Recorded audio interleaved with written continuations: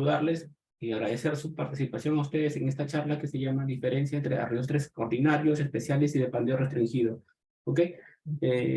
Espero que sea una charla que sea de su agrado y que podamos todos aprender, ¿no? Juntos, en esta conversación que vamos a tener. A ver, comenzamos. Bueno, vamos a hacer esta charla en base a las normativas de la ICC 360 y de la ICC 341.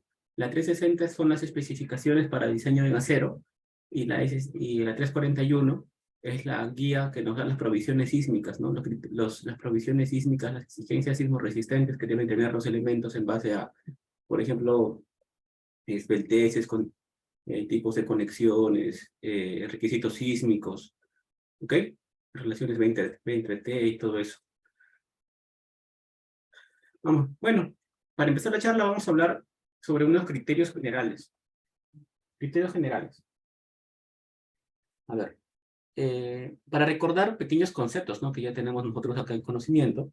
Uno general es, por ejemplo, lo que son estados límites de servicio y resistencia. Por ejemplo, el servicio, lo que es según el criterio de ASD, ¿no? ¿Ok? En donde tenemos, donde verificamos por una resistencia requerida y por unas cargas que se oponen al, cargas que van a deformar el elemento, vamos a tener que verificar agrietamientos, deflexiones excesivas, pandeo, estabilidad, ¿ok? Esos son los que son los estados límites en servicio. Para recordar ciertos criterios. A ver, ¿y los estados límites de resistencia cuáles son? Bueno, tenemos en lo que es el método del RFD, el otro es el método SD, este método del RFD, donde verificamos ahí en diseño en sí mismo, ¿no? Como la flexión, la torsión, el corte, la fatiga, entre otras más que vamos a verificar en los elementos cuando tengamos que diseñarlos, ¿no? Bueno, acá recordar pequeños conceptos, ¿no? Conexiones, porque como estamos hablando de estructuras metálicas, en estructuras metálicas es diferente al concreto, ¿no? Acá nosotros podemos elegir el tipo de conexión que van a tener los elementos unidos. Por ejemplo, puede ser una conexión simple, una conexión a momento, una conexión empernada, una conexión soldada, ¿no? Diferente cuando hacemos estructuras de concreto que son vaciados en situ, en donde generalmente todo es monolítico y el grado de conexión a momento va a depender mucho de la longitud de anclaje o el desarrollo de la barra de refuerzo, ¿no? Acá, por ejemplo, podemos controlar de una mejor manera los tipos de conexiones porque podemos hacer conexiones a momento, conexiones a corte, conexiones simples, entendiendo que la conexión, por ejemplo, la conexión a corte es una conexión que tiene una libertad al giro, ¿no? Acá puedes girar libremente. ¿Se dan cuenta ustedes? Esta conexión, una conexión simple, es una conexión que tiene una libertad al giro. Mediante que una conexión a momento, este giro está restringido. Acá no puede girar, porque este es 90 grados, se mantiene a 90 grados. ¿Ok? Ya que hay una conexión parcialmente rígida, ¿no? No tiene tanta libertad al giro, pero sí hay un giro menor. No es como si fuera un teta 1, fuera un teta 2, y acá fuera un teta 3. Este teta 3 sería 0 porque no gira nada, porque está restringido al giro, porque es una conexión a momento. Es a momento. Una conexión a momento rígida. ¿Ok? Y esa es una conexión parcialmente restringida a momento, pero tenemos qué cosa, que este teta 1 va a ser bastante grande que el teta 2, ¿no? ¿Ok? Que este giro de acá. Es una conexión parcialmente rígida. Entonces tenemos conexiones simples, conexiones a momento, tenemos conexiones empernadas, que son las más recomendadas para utilizar, y tenemos las conexiones soldadas. ¿Ok? Conexiones empernadas y conexiones soldadas. Acá vemos conexiones, por ejemplo, conexión simple, ¿no? Una conexión simple, la idea de una conexión simple es que falle es una conexión flexible. Ven acá, flexible. Porque si no es flexible, va a poner resistencia al giro, y lo que puede ser contraproducente para la conexión y puede dañar a la estructura, ¿no? Por ejemplo, cuando se logra una conexión completamente correcta, ¿no? Por ejemplo, en una conexión a corte, en los elementos que son los ángulos que vamos a conectar, o las cartelas, estos ángulos o cartelas, la soldadura solamente debería aplicarse y en este lado, ¿no? Acá no. A esto debe ser completamente libre para que la conexión veas que tenga la capacidad de giro. ¿no? Eso debe ser libre, y de esa manera a la conexión le das una flexibilidad que tenga capacidad de girar y deformarse, y corresponda a tu cálculo, ¿no? Porque si no, y si uno por asegurarse, que he visto en muchos planos, que le meten soldadura por acá, lo que originas es que esto de acá empieza a poner resistencia al giro, y puede hacer que la conexión falle, ¿no? Y en vez de mejorar el comportamiento, empeores el comportamiento y pase a una conexión flexible o una conexión frágil, ¿no?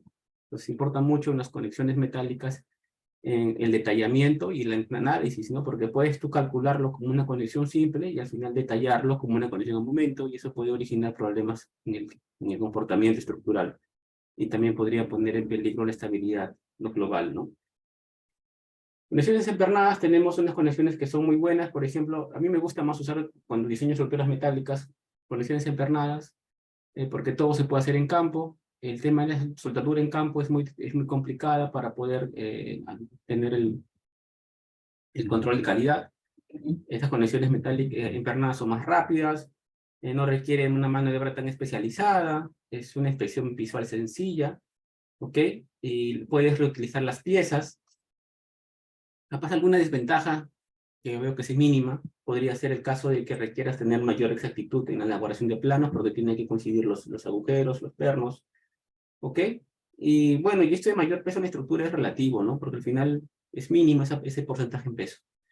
Bueno, acá tenemos conexiones metálicas entornadas, tenemos, bueno, la norma de la ICC 360 nos dice, nos da acá unos requerimientos, ¿no? Y unas características de los pernos, tanto de alta resistencia, ¿no? Donde nos dice que las partes del perno, ¿no? Luego tenemos conexiones tipo fricción y tipo aplastamiento, ¿ok? Las conexiones tipo fricción, tipo aplastamiento. También tenemos las conexiones, ¿no? Las conexiones acá con plano de corte, con parte roscada, con la parte roscada en el plano de corte y sin la parte roscada en el plano de corte también. ¿Ok? Y todo eso vale también aclararlo. ¿Por qué? Porque cuando vamos a leer la tabla del J3.2 de la IC360, nos indica, ¿no? Si el perno está si está en la parte roscada, si no está incluida la parte roscada, ¿ok? Del perno, ¿no? Y todos esos detallamientos, ¿no? Por eso es importante entenderlo. A ver, luego también tenemos, la norma también nos habla en las especificaciones técnicas de la norma, nos habla también sobre la resistencia a tensión y corte de un perno, ¿no? Por ejemplo, un perno tiene una gran resistencia a tracción, pero lo que le va a limitar al perno su capacidad de resistencia es el corte, ¿no? Siempre el corte es la falla frágil, es la falla hay que tener más cuidado, ¿no? Entonces, por ejemplo, los pernos pueden trabajar a tracción si la carga es perpendicular al perno, si la carga es paralela al eje del perno o perpendicular al área transversal del perno, o pueden trabajar a corte, ¿no? Acá, por ejemplo, trabaja el perno a corte. Acá vemos acá en la parte trasera, este pernito está trabajando a un corte, ¿no? ¿Ves? Y la carga cortante que es el P cuartos, ¿no? Pues acá simplemente colocamos varias planchas y de esa manera reducimos la carga de corte. También puede trabajar en la interacción corte-tracción, ¿no? O sea, acá dibujamos este diagrama de interacción trilineal, y usando estas metodologías podemos también calcular la capacidad a la interacción de los pernos de corte, ¿no?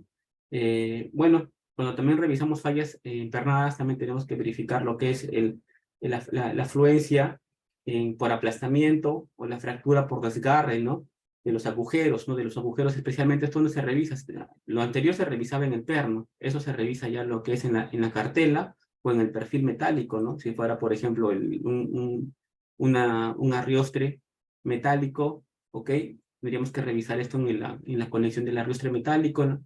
En la conexión con los pernos, o también en las cartelas, ¿no? Que no fallen por lo que es el desgarre y aplastamiento, ¿no? Siendo el desgarre la falla frágil porque es la fractura, y el aplastamiento la falla dúctil, ¿ok? Porque se da influencia, ¿no?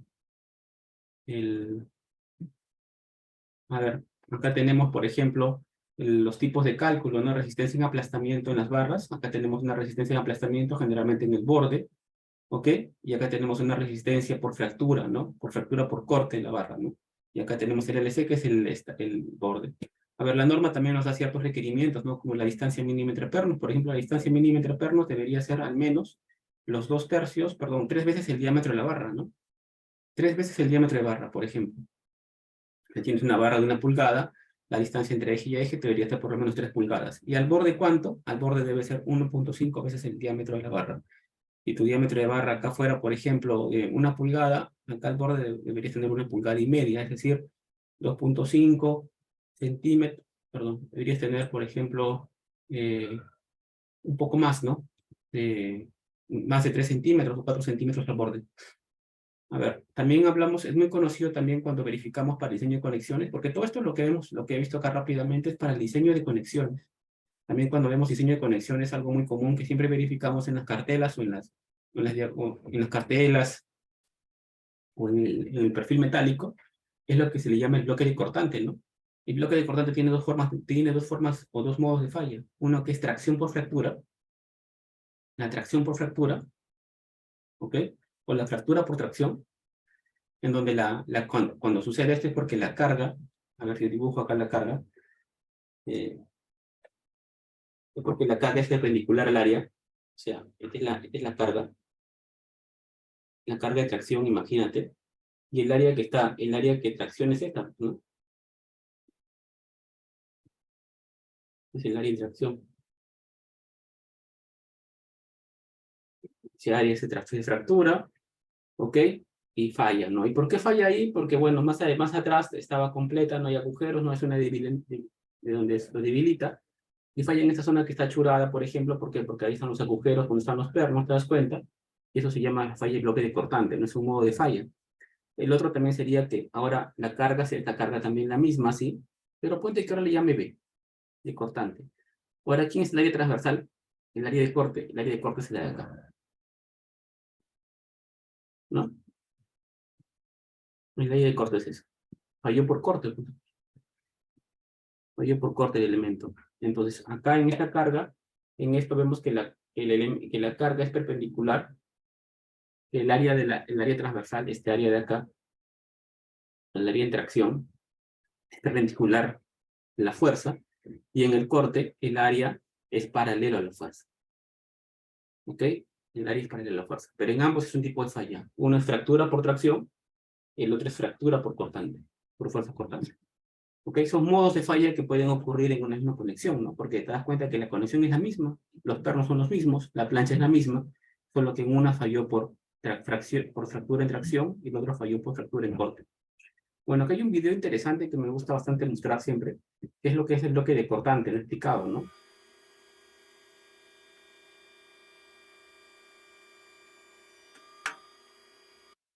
¿No? Y vemos, ¿no? Cómo cómo se da el bloque cortante y cómo se da la falla, acá cómo se da la falla justo en la zona donde están los pernos, ¿no?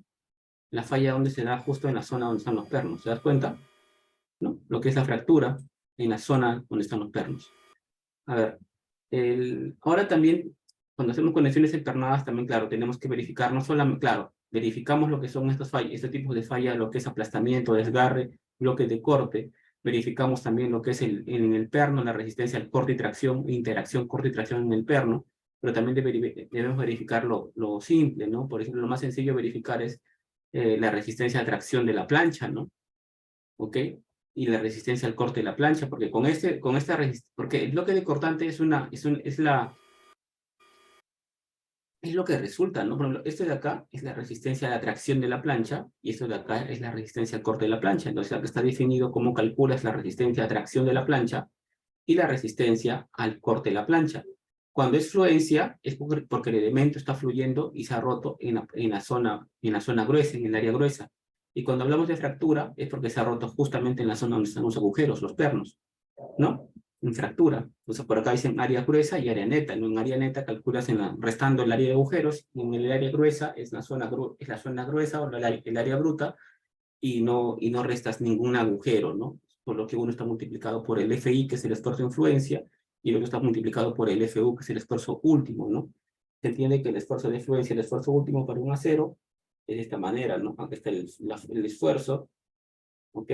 Acá podría estar la deformada, ¿no? La deformada, y esto podría venir así, ¿sí? Así, ¿no? En donde L es el esfuerzo de influencia, y por acá es el esfuerzo último, ¿no? ¿Ok? Y el acero, ¿no? Acá tenemos una deformación de fluencia, y acá tenemos la deformación última, donde se da fractura, ¿no? Donde se da la fractura. A ver, continuamos a ver.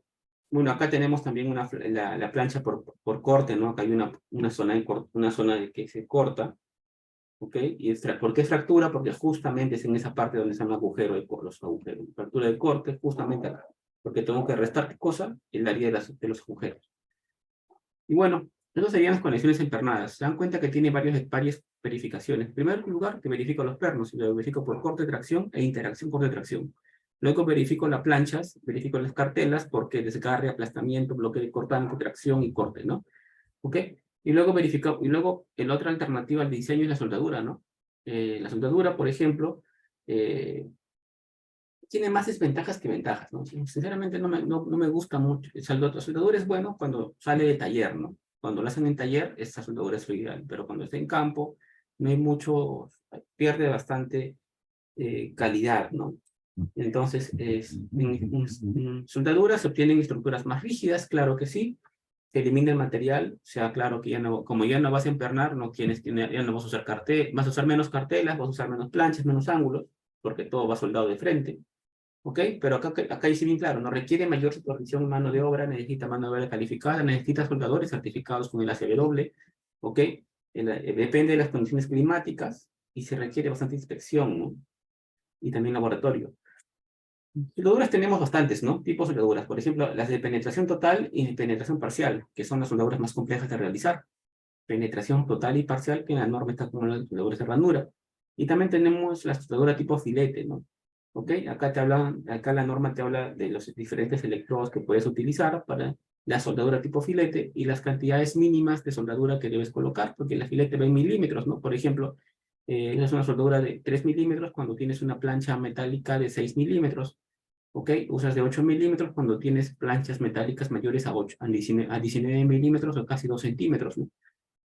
Entonces son diferentes cálculos para la soldadura. Acá también se calcula la soldadura. La soldadura en sí es un elemento que trabaja por cortante.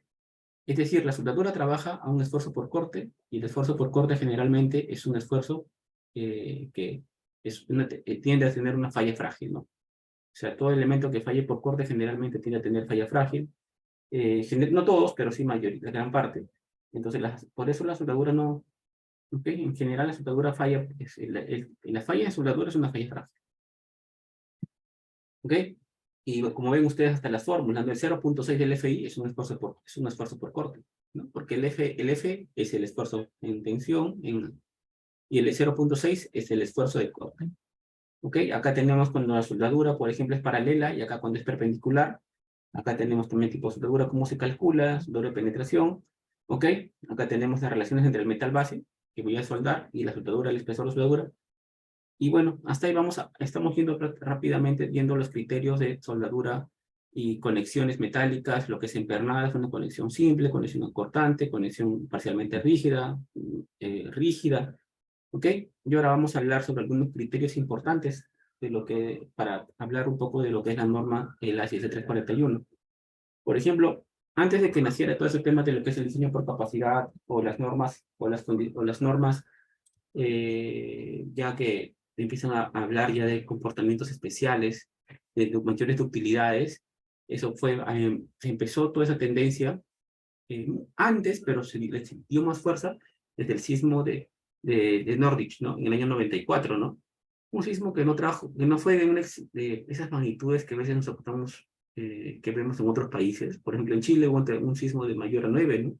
El de Norwich fue solamente 6.7, pero ocasionó pérdidas económicas bastante altas, pérdidas económicas muy grandes, que originaron que en el país se hiciera mucha investigación sobre las conexiones precalificadas, porque muchas edificaciones metálicas fallaron, especialmente en la parte de la conexión, ¿no?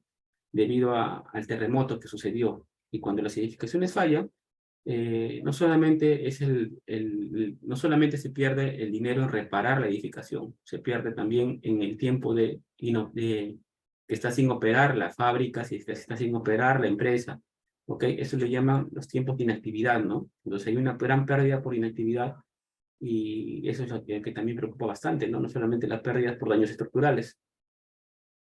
Entonces, en base a eso, hicieron un proyecto que se llama el proyecto SAC. En el proyecto SAC, un proyecto muy grande en donde empezaron a estudiar un montón de conexiones sismoresistentes. ¿Ok? Se estudió el comportamiento de conexiones sismoresistentes metálicas, ¿no? Por ejemplo, se estudiaron alrededor de 40 conexiones precalificadas y luego se creó, por ejemplo, en el año 2005 lo que es el ICC 341, que son las provisiones sísmicas, y en el año 2008 el ICC 358, que es la norma de conexiones precalificadas, ¿no? Entonces, antes no había eso, no son normas, no son tan antiguas que digamos, ¿no? O sea, 2005, la norma de provisiones sísmicas, los requerimientos sísmicos para las conexiones y los elementos, los sistemas estructurales metálicos, y en el año 2008 lo que son las lo que son las conexiones precalificadas. ¿Ok? Entonces las conexiones pre-Nordis tuvieron muchas fallas. ¿Ok? Especialmente fallaron ¿quiénes fallaron más? Las conexiones que tenían soldadura. Ellas son las que fallaron más porque fallaron con fracturas frágiles, especialmente en las conexiones a momento, ¿no? Y el problema de una conexión a momento es que si tú consideras el aporte de la conexión a momento y de un momento a otro, eso pierde esa restricción a momento y esa capacidad a restringir un giro, la estructura va a tender a deformarse bastante, ¿no? Por ejemplo, si yo tengo un pórtico así,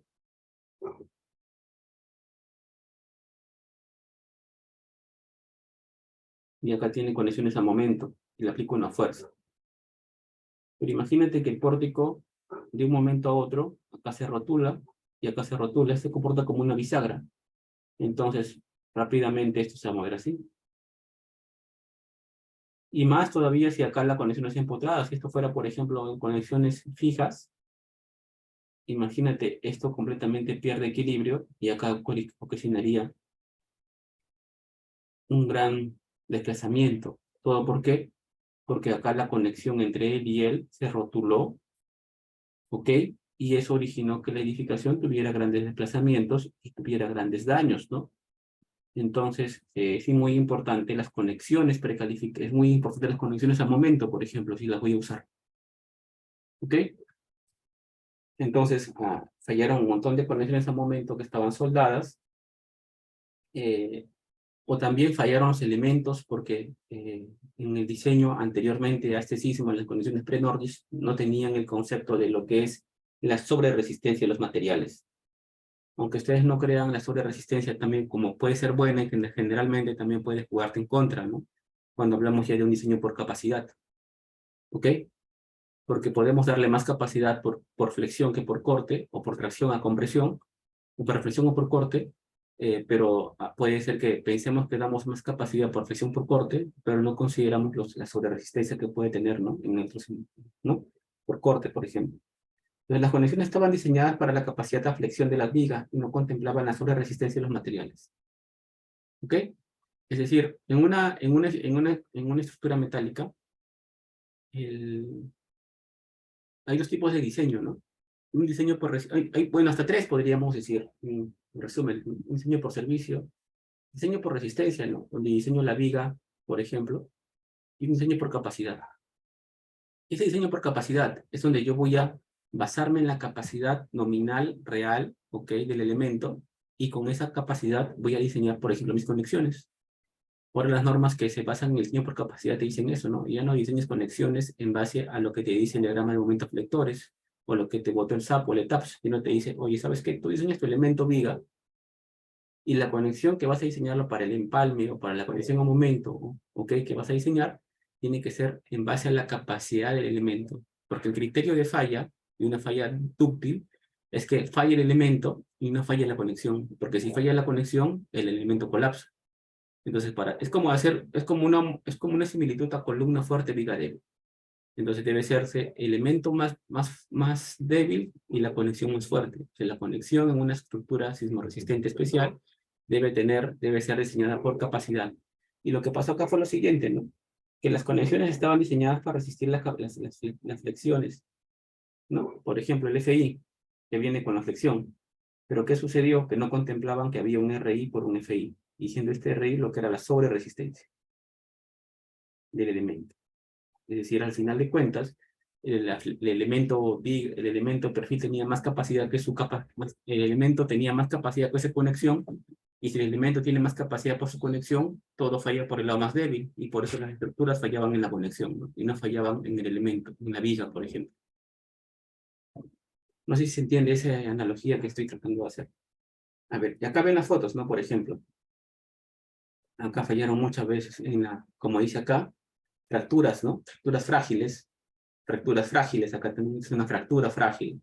Acá vemos otra fractura frágil. Ok, acá vemos otra fractura, por eso en el pre-nordis. Y de acá sale lo que es diseño por capacidad, ¿no? En donde nosotros vamos a establecer un eslabón débil. Y el eslabón débil es el elemento que tiene mayor ductilidad. ¿Ok? El eslabón débil es nuestro elemento fusible. Es nuestro elemento de sacrificio. Es el elemento que cuando venga el terremoto va a disipar energía para que los demás se comporten en el rango lineal elástico, y ese elemento del eslabón débil es el que va a empezar a disipar energía, ¿ok? Y es el que va a entrar en el rango inelástico, y debe tener todas las condiciones necesarias para que tenga un buen desempeño en el rango inelástico. Entonces, en eso se basa el diseño por capacidad, ¿no? Es como se dice, por ejemplo, nosotros como ingenieros no podemos evitar que una estructura colapse, o sea, perdón, se podría decir, no podemos evitar que algo falle, porque inevitablemente puede venir un evento más grande del que nosotros hemos tratado de, de calcular, y puede ser que eso haga fallar, que eso haga que nuestra estructura entre en un rango inelástico, ¿no? Pero lo que podemos hacer como ingenieros es controlar controlar cómo va a fallar, ¿ok? Por ejemplo, perdón, si tenemos un edificio con lo que siempre sabemos de columna fuerte, viga débil. ¿Por qué hacemos esto? ¿Por qué? Que hicimos columna fuerte, viga débil, ¿no? Eso también tiene que ver mucho con los 6/5, ¿no? Que la sumatoria de momentos nominales en la columna tiene que ser mayor o igual a 1.2 de la sumatoria de momentos nominales en las vigas, ¿no? En las vigas, ¿no? Algo así, ¿no? Momentos en las columnas y en vigas. Entonces, con eso tratamos nosotros de que ver, de que se haga de columna fuerte, viga débil, para evitar el tipo de colapso, para evitar que el colapso no sea frágil, que la falla no sea frágil y que la falla sea dúctil, es decir, que tenga una gran capacidad de formación el elemento, ¿no? Que apenas empieza a deformarse, falle. Entonces, es una forma de nosotros de tratar de protegerlo, ¿no? Entonces, acá, ¿qué hacemos nosotros? Decimos, ¿quién va a ser nuestro primer elemento de sacrificio? Va a ser la viga. Y por eso tenemos que hacer mucho detallado para que una viga sea sismo resistente, ¿no? De vigas especiales, vigas de pórticos especiales. Porque en la viga debemos colocar, en la viga se va a formar la rótula plástica, y la viga se va a formar rótula plástica, ¿y qué va a suceder? Que ella es la que va a desarrollar un gran momento inelástico, una gran capacidad de momento plástico, ¿ok? Y seguramente, y no es que en la columna nunca se forme el momento plástico, no, seguramente en la columna se va a formar, pero se va a formar después, ¿no? La columna se va a formar después, acá, ¿no? Pero después, es decir, por ejemplo, es como decir, oye, con este criterio no voy a asegurarte que la columna no falle, pero sí lo que voy a asegurarte es cómo va a fallar. Por ejemplo, si fuera lo correcto, esto podría fallar así, ¿no? Si fuera una falla dúctil, te das cuenta de una gran capacidad de formación. Pero si fue una falla frágil, viene por acá y eso cae. ¿Por qué? Porque acá la primera, es como decirte, en este de acá, la primera rótula apareció, por ejemplo, en las vigas, y en este de acá, la rótula apareció en las columnas, ¿no? Perdón, te reduzco la imagen. ¿Cierto? Así, ¿no? O sea, en este apareció la rótula en las vigas, y de acá apareció rótula en las columnas, ¿no? Entonces eso origina que la falla se vuelva frágil y no tenga un comportamiento dúctil. O sea, le quitamos ductilidad al elemento. ¿Y qué es la ductilidad? La capacidad de formación. ¿Ok? Entonces se estudió todos estos métodos de lo que es el diseño por capacidad. ¿Ok? Y entonces lo que se hizo fue que los elementos los que vamos a elegir, que son los elementos que van a disipar energía, los links, eslabones, le llaman link, eslabón, enlaces, ¿ok?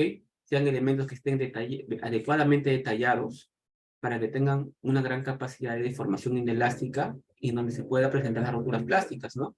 Y los demás elementos, los demás, deben ser elementos resistentes y que deben asegurar que su comportamiento sea elástico durante todo el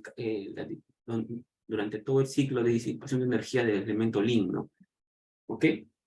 Entonces, de esa manera logro controlar mejor. Por ejemplo, hoy en día un ejemplo más tangible son los disipadores sísmicos, ¿no? Cuando ustedes tienen un edificio, por ejemplo, y colocan un disipador sísmico, y piensen en uno metálico, ¿no? Como un hadas, un tadas, un chirlimboso.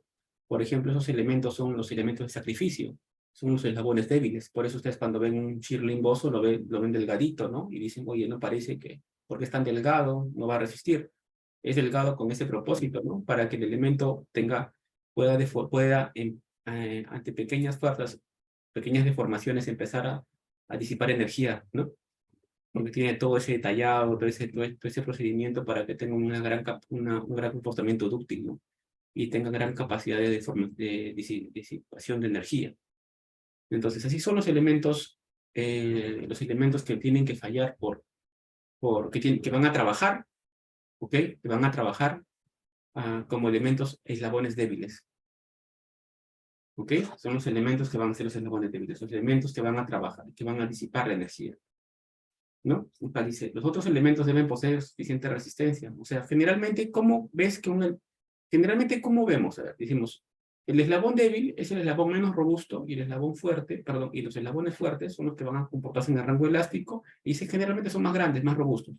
Por ejemplo, he visto varias obras en donde veo un pórtico arriostrado y los arriostres son tremendos perfiles súper gruesos, casi como las columnas.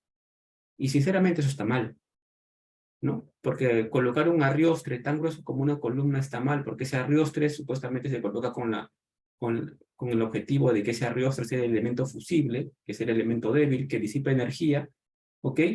Y que ese elemento sea el que ingrese en el rango inelástico, ¿no? Pero si colocas un super arriostre pensando que va a ser un diseño más seguro de esa manera, es como decirle, oye, estoy colocando más bien un arriostre fuerte y un pórtico débil, y de esa manera ese arriostre nunca va a disipar energía, nunca va a disipar energía, no va a ayudar, no va a cumplir su objetivo de diseño, ¿no? Diseño por capacidad. Bueno, acá hablé de ductilidad, ¿no? Tenemos tres tipos de ductilidad, ¿no? Lo que es la ductilidad de material, debemos trabajar con materiales dúctiles, ¿no? Con materiales que tengan gran capacidad de formación.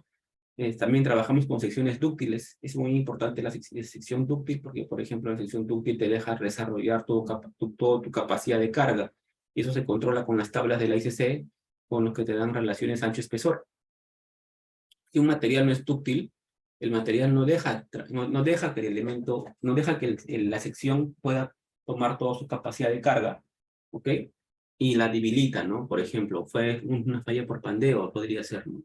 Una falla por pandeo es una falla frágil, es una falla inesperada, en la que el elemento que está sometido a compresión no llega a desarrollar toda su capacidad de carga y falla respectivamente antes por el pandeo local, ¿no? Que puede tener una sección dúctil, si no controlas secciones dúctiles, puedes encontrar un pandeo local. El otro sería sistemas dúctiles, claro que sí, ¿no? Un sistema dúctil está conformado ya por materiales dúctiles y por secciones dúctiles unidas con conexiones dúctiles, ¿no?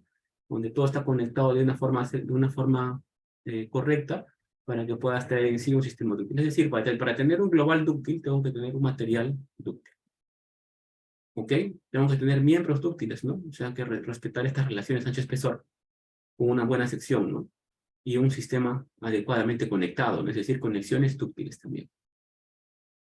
Cuando hablamos del elemento que va a disipar energía, acá hablamos de los elementos fusibles, ¿no? El fusible como electricidad, ¿no? Un elemento fusible es el elemento de sacrificio. Por ejemplo, en un pórtico, el elemento que se sacrifica es la viga. El elemento. Entonces, el elemento débil, ¿quién debe ser? Debe ser la viga. Por eso, columna fuerte, porque la columna debería comportarse en el rango elástico, y la viga débil, porque la viga debe diseñarse para que trabaje en el rango inelástico disipando energía. ¿Ok? Porque acá la idea es disipar la energía sísmica, porque hay una energía de sismo de ingreso que tiene que ser disipada. En un sistema de arriostramiento, por ejemplo, ¿quién debe ser el eslabón? ¿Quién debe ser el elemento fusible? El elemento fusible es la diagonal. Entonces, si ves un sistema de pórticos arriostrados con una diagonal muy gruesa, es como ver una viga fuerte y una columna débil, ¿no? O sea, una diagonal tiene que ser un elemento no tan robusto, que tenga una gran capacidad, que tenga una sección dúctil, con materiales dúctiles, para que tenga una gran capacidad de disipar energía. Y acuérdate que ese elemento es de sacrificio. es el elemento que se va a sacrificar y que es el elemento que debería trabajar en el rango inelástico, ¿no? Y cuando una vez ya pase el terremoto, podría yo cambiarlo, y por eso son conexiones empernadas. El otro sería, el de acá es un sistema, si ustedes acá, esto, a ver, si de acá nosotros, perdón, si esto de acá, intersecto, y esto intersecto, acá hay un punto de trabajo, ¿no? Entonces, por eso se le llama concéntrico. Pero si lo intersecto acá, llega por acá, y si lo intersecto por acá, llega en esta parte. Entonces acá hay una excentricidad. ¿Ok? Ahí hay una excentricidad. Entonces esos son pórticos excéntricos. Los pórticos excéntricos, ¿cuál es el elemento que va a disipar energía? Es este de acá. Ahí le van a llamar el elemento tipo Lin. Lin, eslabón, enlace, fusible. ¿Ok? Ese elemento es el elemento que va a disipar energía. ¿Y cómo disipa energía? Disipa energía por lo que es el corte o por corte o por fluencia, ¿ok? Entonces, bueno, acá son los elementos fusibles, los elementos que van a disipar energía fusible. Acá es la diagonal. Acá el fusible es la viga. Y acá el fusible es el eslabón, ¿no? El eslabón. Bueno, acá estaba comentando justo la sobreresistencia, ¿no? Donde el RI es la sobreresistencia, ¿ok? Mientras el FY es el nominal, cuando tú multiplicas con el RI es la sobreresistencia. Porque es como decirte, ¿cómo podríamos hablar esto, no? Para que entiendan. Es como cuando tú vas al mercado y pides, oye, ¿sabes qué? Dame el 2 kilos, un kilo de arroz, pero al final no te dan un kilo de arroz, te pueden dar un kilo de arroz con 100 gramos. Entonces tu sobreresistencia sería 1.1, ¿no? Porque tú piensas que tu nominal es un kilo de arroz, un kilo, pero no te dan un kilo, te dan 1.1, te dan un poco más, ¿no? Porque el FY es el nominal mínimo, ¿no? Es el mínimo, la mínima resistencia. Pero ¿qué sucede? Que los perfiles en verdad venían con un poco más, porque los fabricantes hacen con un poco más de sobreresistencia.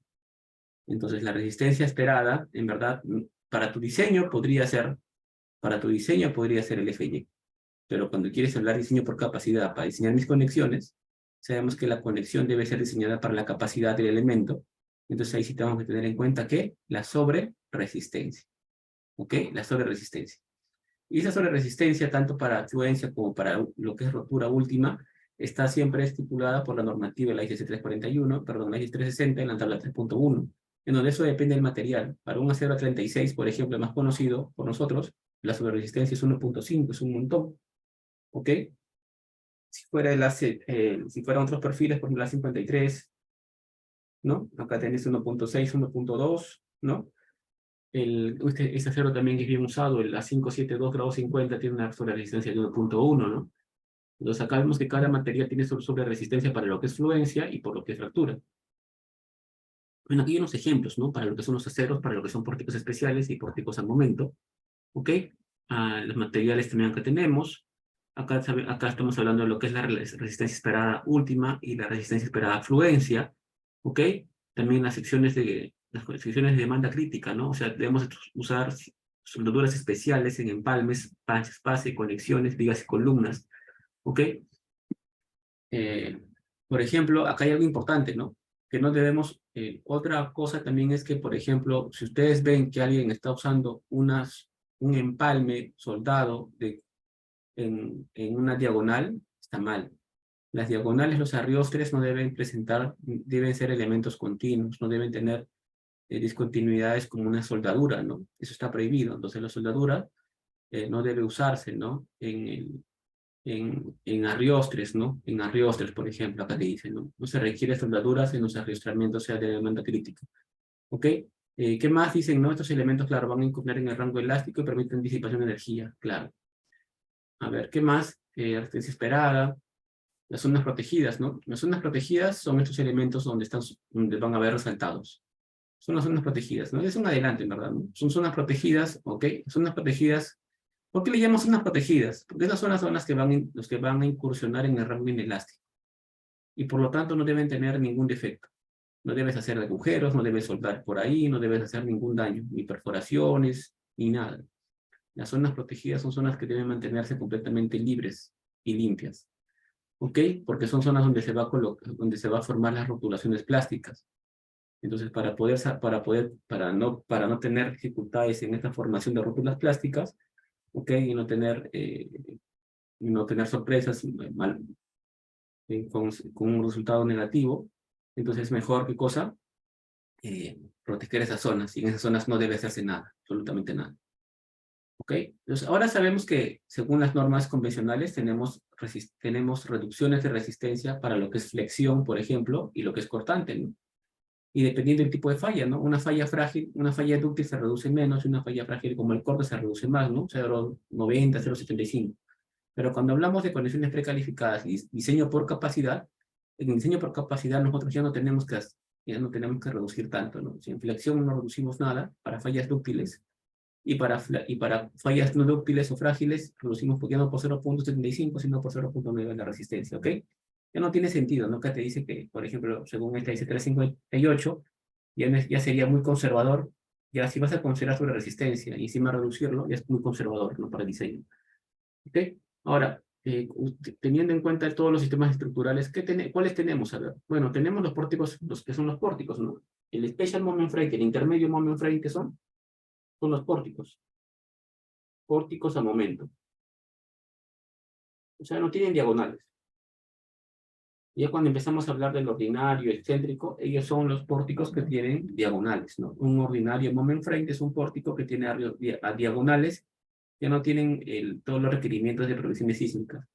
Tenemos el excéntrico brace frame, esos elementos que tienen un arrastramiento excéntrico, como los que vemos acá. ¿Ok? ¿Quiénes más tenemos? Tenemos el special concéntrico brace frame, que son elementos que tienen una gran ductilidad.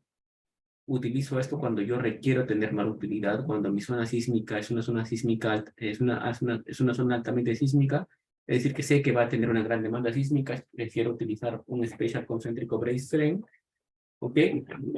También tenemos lo que es el ordinario concéntrico brace frame, ¿ok? Y el BRB, que son que son las diagonales especiales, o también los Buckling Restraints Brace Frame, que son los diagonales de planteo restringido, ¿ok? Y acá vas a ver que tienen unos coeficientes de reducción para cada sistema, ¿no? Eso está en función de la ductilidad. Por ejemplo, los que son más dúctiles son los que van a ser, los que tienen mayor ductilidad, ¿ok? Son los que van a tener mayor R, ¿no? Mayor R, mayor reducción. Por ejemplo, ¿quién tiene más ductilidad de estos pórticos? ¿Quién es el más dúctil? El más dúctil son los especiales, son los pórticos especiales, son los más dúctiles, ¿no?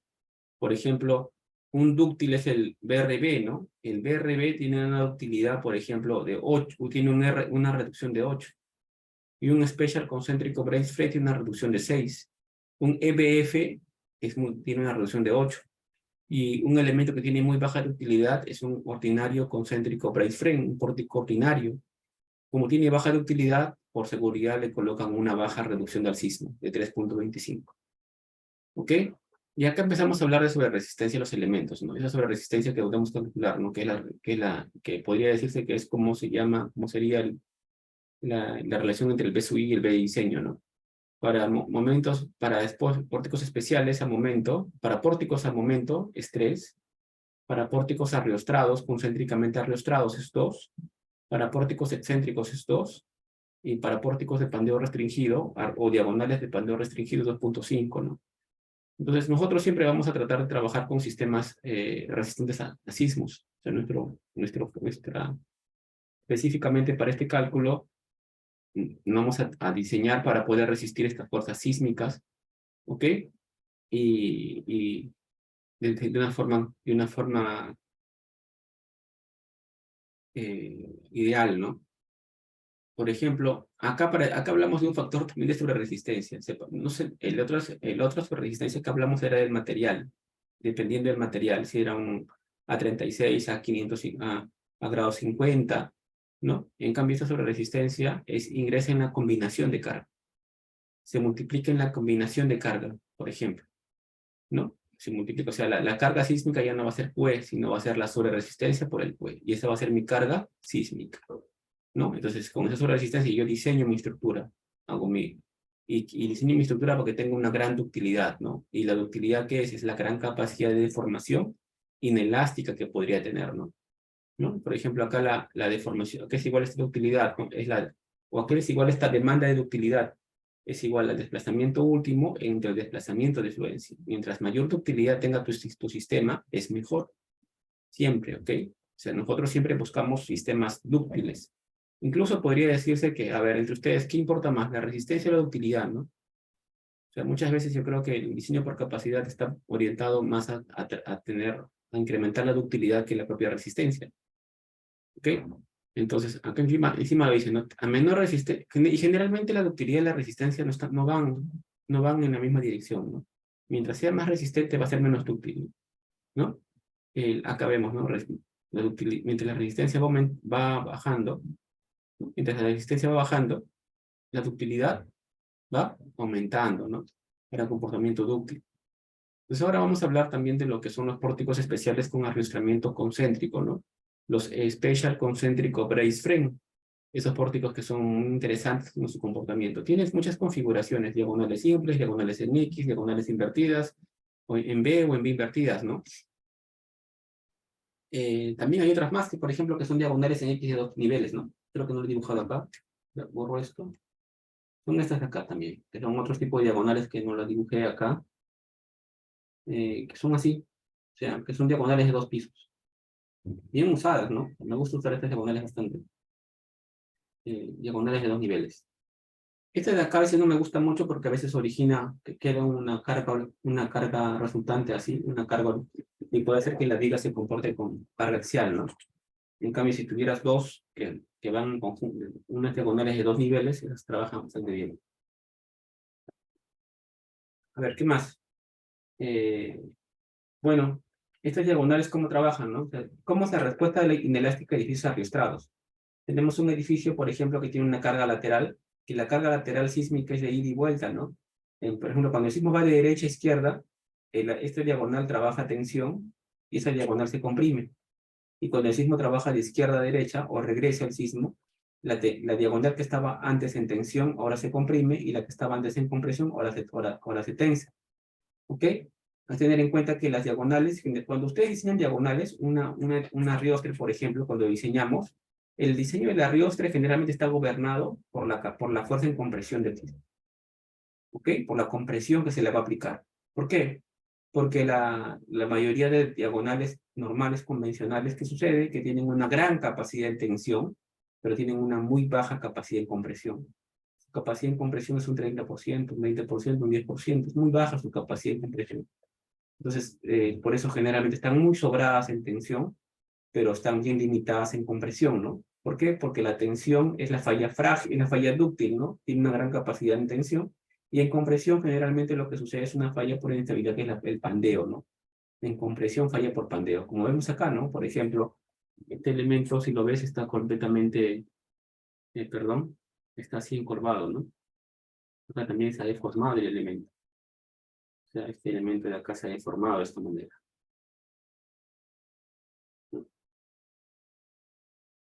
¿No? Se han deformado los elementos. Se han pandeado, ¿no? La respuesta inelástica. Entonces, para entender el comportamiento de un arriostre, vamos a ver lo siguiente, ¿no? Vamos a ensayar, por ejemplo, una diagonal. Esta diagonal, primero que estoy haciendo, ¿no? La voy a deformar, ¿no? La voy a deformar. Acá tenemos la gráfica tensión positiva, compresión negativa, elongación, que es el alargamiento, y el shortening, que es el acortamiento, ¿no? Lo que voy a cortar acá el elemento. Acortamiento, alargamiento, compresión y tensión. Entonces, acá este de acá simula hacer una diagonal. Es como si fuera un brace, un arriostre. Voy a colocarle que es un brace. ¿Ok? Es la gráfica, ¿no? Tensión, compresión, alargamiento y acortamiento, ¿no? Entonces, primero, ¿qué van a hacer? Primero se le va a aplicar una carga en compresión. Dice, aplicamos una carga en compresión hasta que el elemento llega a su carga crítica de pandeo. La carga crítica de pandeo, ¿no? El pandeo de Euler, ¿no? ¿Se acuerdan cómo calcularlo, no? Llegamos a la carga crítica de pandeo con un modo de falla, todo eso, ¿no? Tenemos acá la carga crítica de pandeo. ¿Qué sucede? Que después de eso, le sigo aplicando carga, pero acá ya se formó una rótula plástica. ¿no? Alcanza la resistencia post-pandeo, o sea, llega a 1, y luego se va hasta 2, ¿no? Y este de acá, el 2, se le llama la resistencia residual.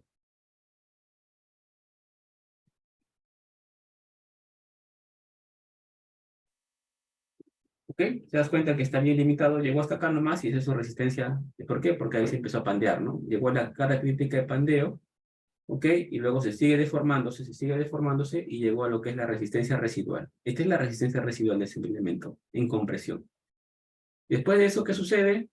Ya dejo de aplicar la carga y empiezo a ¿qué? Quito la carga. En este momento quito la carga, por eso que ya no ves carga. Se quita la carga y te queda en 3. ¿Y acá qué sucedió? Que el elemento ya quedó deformado.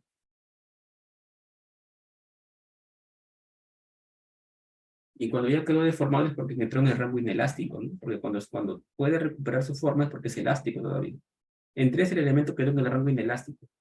Miren, ya se pandeó, por más que haya quitado la carga, el elemento, el brace, ya no pudo recuperar su forma inicial. Ya quedó una deformación permanente, ya quedó, como se estaba comprimiendo, ya quedó con un acortamiento, ¿no? Este de acá, este acortamiento, ya quedó deformado con ese acortamiento, el brace. ¿Por qué? Porque se pandeó, ¿no? Se encorvó el elemento, se quedó acortado, ya no recuperó su forma. Y luego, como ya dejó de aplicar carga, le empiezo a aplicar una carga en tracción. Empiezo a jalar el elemento. Tracciono, tracciono, tracciono, al elemento lo enderezo, llego a la fluencia del elemento, lo hago fluir. Y te das cuenta de lo siguiente, mira la gran diferencia entre la resistencia en compresión y en tracción. En tracción es muy grande la diferencia. ¿Ok? Nuevamente el elemento le bajo la carga y acá de todas maneras queda igual manera una deformación permanente, un alargamiento permanente en tensión, ¿no? Se ha alargado en tensión el elemento. ¿Pero qué sucedió? Claro, que esto vino con una deformación permanente, pero también vino con bastante desarrollo, ¿no? Acá tuvo un gran incremento de carga, ¿no? Perdón, tuvo una gran capacidad en tensión más que en compresión. ¿Ok? Entonces, luego continuamos en compresión, pero el elemento en este nuevo ciclo ya no va a llegar a 1, sino se queda en 6. ¿Por qué se queda en 6? Se queda más o menos al nivel de la resistencia residual. Ya no llega a su estado anterior, ¿ok? Acá llega a la residual. Ya no tiene más capacidad de elemento. Ya se rotuló en ambos sentidos, ya no tiene más capacidad, ¿no? Entonces acá vemos que tiene una gran capacidad en tensión, acá una resistencia residual en postpandeo de 0.3 y la capacidad en compresión, ¿ok? Y la resistencia esperada en convección, ¿no? Vemos lo siguiente, ¿no?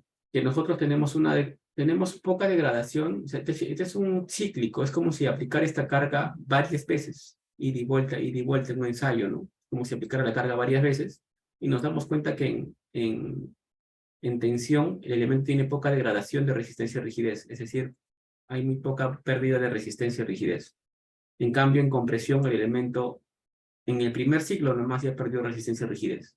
¿Te das cuenta? Llega al primer ciclo y ahí empieza a perder completamente y llega a la residual, ¿no? Y te das cuenta de la gran diferencia entre la resistencia a la compresión y a la tensión. La tensión es muy grande, incluso en la compresión rápidamente llega a lo que le llaman la residual.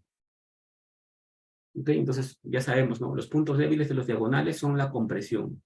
Por eso el diseño de una diagonal generalmente está condicionada por su capacidad de la compresión. ¿Ok? Bueno, cuando hablamos de diagonales concéntricas especiales, sabemos que la diagonal es el elemento especial del eslabón débil, es el elemento que debe trabajar en el rango inelástico, mientras que todos los demás elementos van a trabajar en el rango elástico. ¿Ok? Las vigas, las columnas, las conexiones, todo debe ser trabajado en el rango elástico y deben ser diseñadas para resistir la capacidad de la riostra. ¿Ok? O sea, el arriostre yo lo puedo diseñar por sismo, ¿no? Para que hoy mido un sismo y diseño mi arriostre para que diseñe esa fuerza sísmica.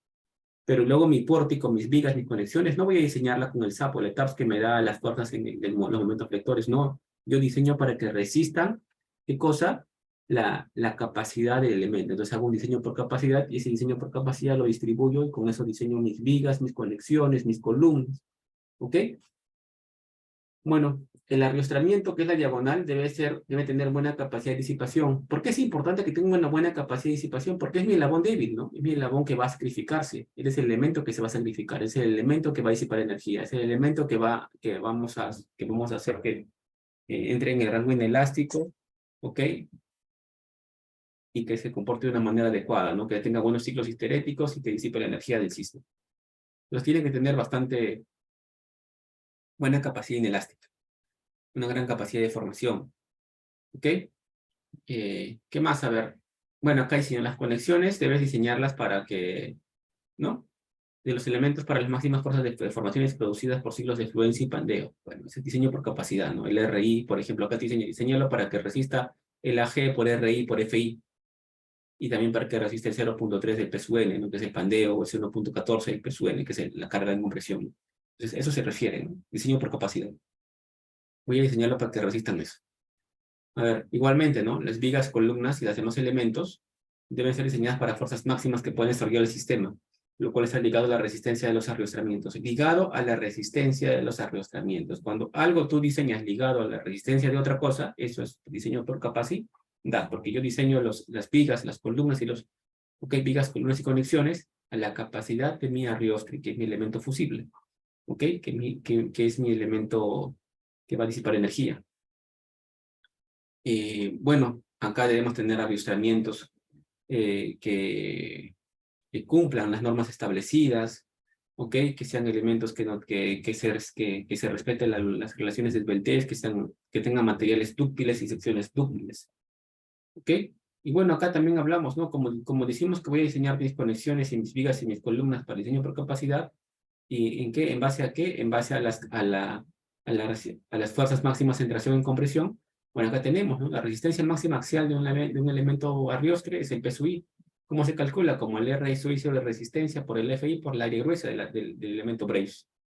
Mientras que en compresión, sus cargas máximas pueden ser tomadas como 1.1 el RI por PSUN, o también el residual el 0.3 PSUN, ¿no? El que sea más crítico para el cálculo, ¿no?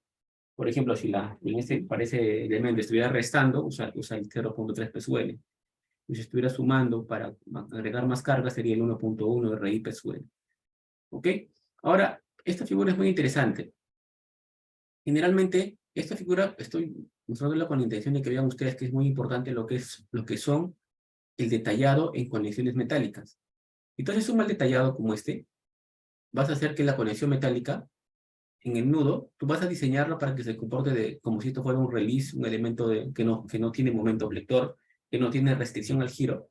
Pero si tú lo detallas o construyes con pernos y que van a restringir su giro, haces que el elemento falle, ¿no? Porque está tomando un momento flector. Entonces el elemento trabaja de esta manera. Cuando generalmente nosotros asumimos que el elemento, que el arriostre debe fluir al medio, ¿no? Y no en los extremos, porque al extremo generalmente un elemento arriostre está liberado porque tiene conexiones simples y al medio es donde debería trabajar por pandeo, ¿no? O la rótula plástica al medio. Es lo ideal, ¿no? O sea, que es un modelo en elementos finitos, por ejemplo, en donde acá, ¿no? Acá ven ustedes cómo el elemento apandeado, pandeó y llegó rápidamente, perdón, y falló por el pandeo, ¿no? El pandeo, esa falla sucedió en el elemento en compresión, ¿no?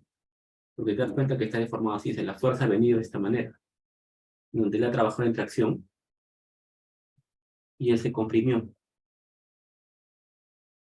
Y esto que sucedió por pandeo, ¿no? Una fractura, ¿no? ¿Ok? Entonces lo ideal es que, bueno, hagamos unas buenas conexiones de tal manera que al extremo esté liberado, ¿ok? Y solamente la rótula plástica suceda al medio. Entonces acá dice, ¿no? Acá en el anterior decía, extremos, en arriostres con extremos fijos, las rótulas plásticas por flexión se formarán a media luz y en los elementos extremos. O sea, cuando yo no hago un buen detallamiento y sin querer estoy empotrando o estoy colocando conexiones rígidas en los extremos del arriostre, lo que voy a originar es que las rótulas plásticas no solamente aparezcan al medio, sino aparezcan en los extremos. ¿Ok? Pero por simplicidad debería aparecer la rótula plástica al medio, ¿no? En donde los arriostres son calculados y son detallados y son construidos con extremos articulados, de tal manera que con eso obligo a que la rótula plástica esté al medio. ¿Ok? Y es bueno saber esto. ¿Por qué? Porque yo tengo que saber dónde va a estar mi rótula plástica, tengo que saber dónde va a estar mi elemento inelástico, ¿no? No llevarlo a la conexión, sino llevarlo en un punto que yo pueda controlarlo, porque este va a ser mi elemento fusible. ¿Ok? En este elemento y en los extremos, el arriostre no impone ningún momento flector en las conexiones y menos adyacentes. Y para eso hay un detallado especial, ¿no? Es un detallado muy conocido que es el fault line, en donde con esto provee una línea de rotación. Porque acuérdate que para que él esté libre, acá debemos darle una línea de rotación. O sea, acá debe haber una rotación. Una rotación. ¿Se dan cuenta? Ahí debería aparecer una rotación. Entonces hay una rotación acá. Y esta rotación es la que está acá. Esta rotación es la que vemos ahí. Esta rotación de acá, ¿no? Entonces el elemento tiene que girar, tiene que poder rotar. Para dar cabida a la rotación final del arriostre, proveer la línea de rotación, ¿no? Esta fault line que es la línea de rotación, ¿no? Entonces hace que el elemento gire en ese sentido. El arriostre pandea fuera del plano, o sea, gira fuera del plano, y con eso se origina lo que es la rótula. Es como una rótula plástica. Evitamos la restricción al giro, como el anterior, ¿no? Acá, en ese caso dice. Entonces, ¿qué se debe cumplir? La normativa ICC 341 te indica, ¿no? Queríamos cumplir los dos T, siendo el T el espesor el T es el espesor de la plancha, de la cartela. Es cartela espesor T. Entonces, si tú partes de este punto, tras una línea, y luego tras una paralela, por lo menos, esto de ahí debería ser 2T. ¿Ok? Por lo menos debería ser 2T. Igualmente acá, ¿no? Si está esa es una diagonal que está más o menos echada. Si una diagonal fuera muy parada, por ejemplo, como esta línea hasta acá, y esa distancia también 2T. Es un requerimiento, ¿ok? Cuando ustedes hagan sus conexiones, traten de que su detalle sea así. Yo generalmente cuando hago una conexión metálica y hago mis planos, yo mismo los dibujo y los detallo de tal manera que la conexión metálica con su cartela y con todo sea lo que hace y que asegure que acá se respeten los dos temas. ¿Por qué? Porque de esta manera es una forma de asegurarte que tu conexión va a tener esta capacidad de girar y la rótula plástica se forma solamente al medio y no se forme como aparece acá, ¿no? Los extremos. Bueno, si tuvieras una losa colaborante encima, y acá está, ¿no? Una diagonal, por ejemplo, con los dos T, ¿no? Indicado, ¿no? Una conexión con dos T. Acá también tenemos una diagonal, por ejemplo, con dos T colocada, ¿no? Acá, para evitar, para dar ese fault line, esa línea de giro, ok, esa línea de giro que vamos a dar acá, ¿no? La línea de rotación, ¿no? Para el elemento. El libre rotación. Bueno, y después en un pórtico especial diseñamos todo para la capacidad de la fricción, la capacidad de la Riostre, ¿no? Acá te dicen, y todo vas a diseñarlo para la capacidad de la Riostre, ¿no? Diseñas los pernos, por ejemplo, la tensión en los pernos, la resistencia de influencia esperada del arrastramiento, la plancha, la gusset plate, o la cartela o la plancha esta, la diseñas también para la capacidad del RI, FI, AG, ¿no? Porque esto de acá, cuando colocas el RI por FI, AG, y es un diseño por capacidad. Los pernos también diseñados para el RI, FI, ajeno, diseño por capacidad, por ejemplo. Todo. Vas a ver la fractura, acá ves el bloque de cortante, ¿no? Fractura de la sección neta, fractura en el bloque de corte, ese bloque de cortante que mostré inicialmente. Eso también lo hago con qué fuerza, no lo haces con la fuerza que te dé el SAP, el ETAPS, no. Lo haces con la fuerza, con el diseño por capacidad. Eso significa que voy a diseñarlo para la capacidad de mi elemento fusible. Mi elemento fusible es mi arriostre, entonces diseño todos mis elementos para que resistan la capacidad de ese elemento fusible. Y por eso es muy importante la sobre-resistencia.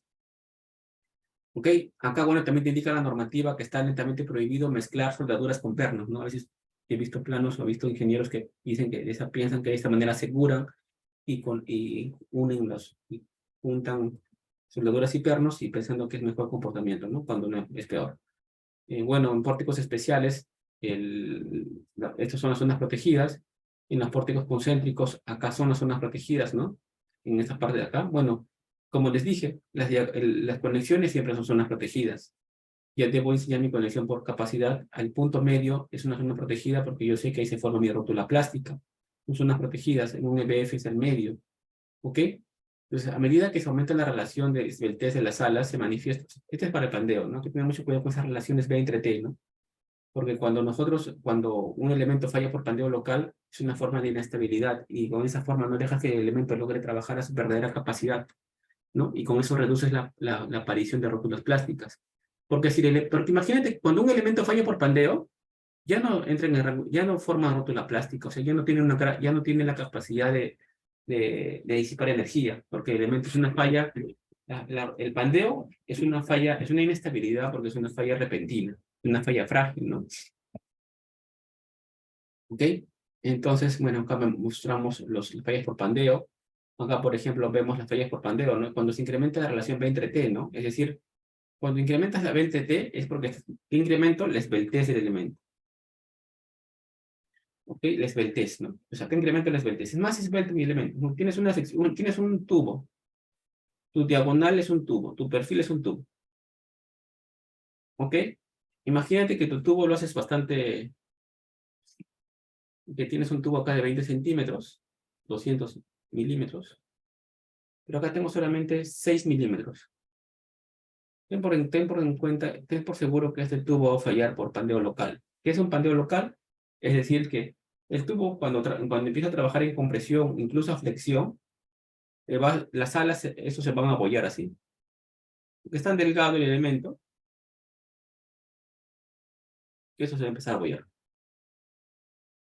Va a empezar a deformarse, ¿no? Entonces, para controlar esta relación que es T y el B, están las tablas, ¿no? Entonces te dice, cuando esta relación B entre T se va incrementando, es decir, ¿por qué se incrementa? No es que incremente el B, sino cada vez hago más delgado la pared. O sea, si yo hago más delgado la pared, si yo hago más delgado la pared, yo incremento el cociente B entre T.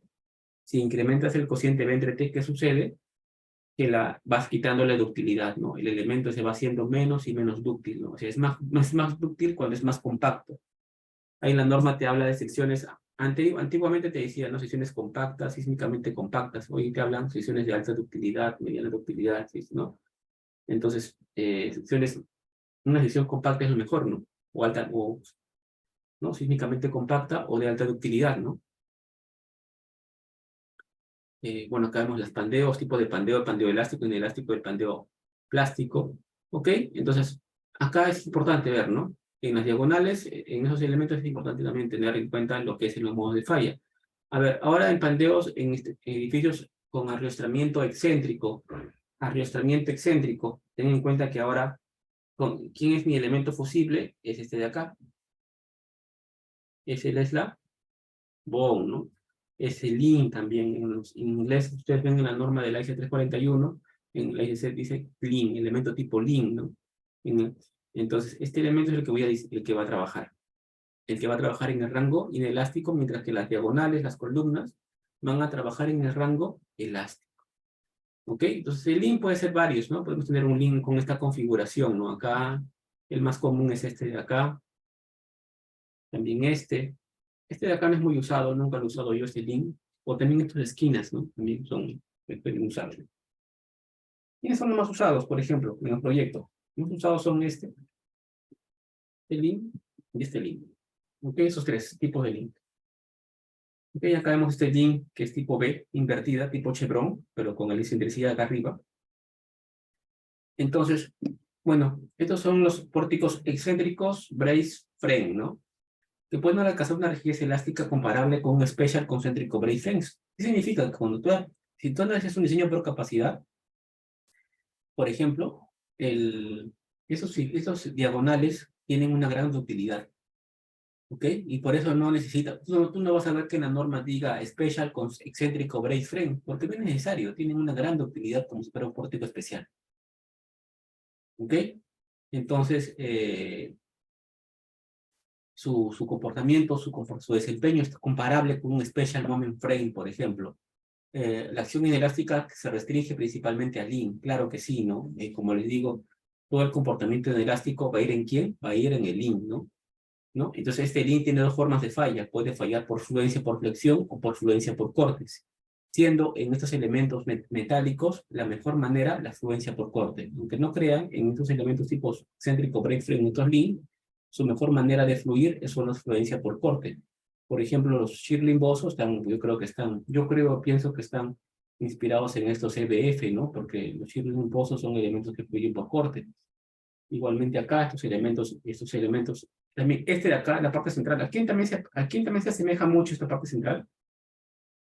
¿A quién cree que se asemeja mucho esta parte central? Se asemeja mucho, por ejemplo, a las vigas de acople, ¿no? Vigas de acople también, por ejemplo, a los cirlimboso, son elementos que van a tener una gran utilidad, ¿no? ¿Ok? Durante la acción inelástica del link, los arriestramientos, columnas y vigas, claro, o sea, el link es el único elemento que va a trabajar en el rango inelástico. Pero los demás, lo que son las diagonales, las columnas, las vigas, la viga fuera del link, no la viga dentro del link, lo que está fuera del link, ¿qué va a hacer? Va a trabajar en el rango elástico. Durante la acción inelástica del link, los arriestramientos, columnas y vigas fuera del link permanecen en el rango elástico. Se anexionan los backlinks, ¿no? Los cuales son útiles a sufrir pandeo. Bueno, acá está una especie de, me gusta como una animación, ¿no? Son pórticos excéntricos donde voy a aplicar la carga y miren cómo se deforman, ¿no?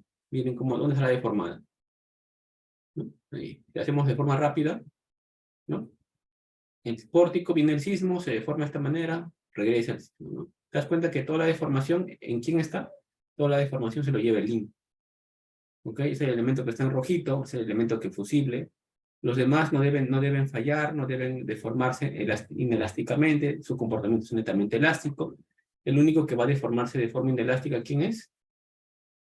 Es el link, ¿no? El elemento tipo link. Este elemento de acá, ¿no? Bien reforzado. Entonces, estos elementos tipo link, hicimos lo siguiente, ¿no? Diseñamos el pórtico de modo que el comportamiento inelástico se restrinja solamente en los links. Acuérdate, solamente en los links o eslabones. Estos links son elementos fusibles del pórtico, son los elementos de sacrificio. Son los elementos de sacrificio del pórtico, ¿no? Ellos van a estar van a disipar energía. Los links son los elementos más, claro, el link es el elemento más débil, acuérdate. Por eso cuando uno hace un detallamiento de esos elementos, muchas veces recortamos la sección a la viga. La viga acá viene gruesa, peraltada, y en el link la viga se acorta, ¿no? Por ejemplo, ¿cómo es esto? Puede ser que la sección fuera del link sea así. Una viga bien peraltada. Llega al link, y en el link se reduce. Nuevamente sale.